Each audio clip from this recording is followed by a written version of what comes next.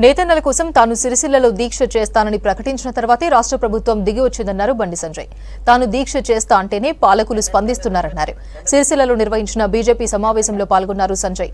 అనంతరం బీఆర్ఎస్ నాయకులకు కండువా కప్పి బీజేపీలోకి ఆహ్వానించారు బండి సంజయ్.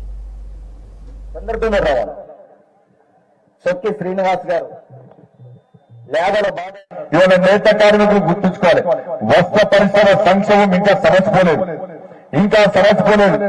వాళ్ళకు రావాల్సిన 270 కోట్ల రూపాయలు కేవలం 50 కోట్లు ఇస్తామన్నారు. ఇచ్చేదానికి గ్యారెంటీ లేదు. ఇలా నేత కార్మికులు ఆలోచించాలి, ఆసాములు ఆలోచించాలి, యాజమాన్యం ఆలోచించాలి, కార్మికులు ఆలోచించాలి. మీరు దాదాపు చాలా రోజులు సమ్మె చేశారు. ఈ ప్రభుత్వం పట్టించుకునే మీరు కష్టపడి సమ్మె చేశారు. ఇలా మీరు కష్టపడి సమ్మె చేస్తే ఇలా ప్రభుత్వం దిగొచ్చింది. మీరు కష్టపడ్డా కూడా మీ సమస్య తెలంగాణ రాష్ట్రంలో చాలా మంది గెలవలే, మీ ఇబ్బందులు నిలవలే. చాలా మంది నేతలు ఆత్మహత్య చేసుకున్నారు. బయట సమాజం గెలవలే.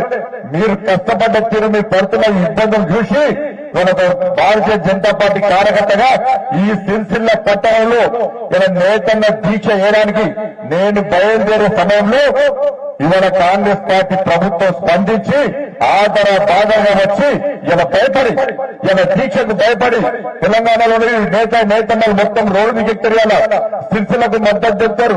ఇలా నేత కార్మికులు కాంగ్రెస్ పార్టీ నాయకులు రోడ్ల మీద వీనారు.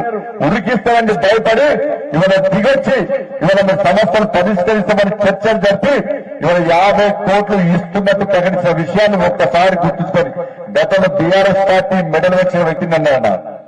ఇలా గుర్రపూర్ వైపు పూర్వుల సమస్యలే గల్ల వంటి గుర్తిస్తే అక్కడ పట్టాలిచ్చింది. ఇలా నిరుద్యోగం కోసం కొట్లాడితే ఇవాళ నిరుద్యోగ నోటిఫికేషన్ దొంగ ఇచ్చినప్పుడు కూడా ఇలా కనీసం అప్పుడు పార్టీ స్పందించింది.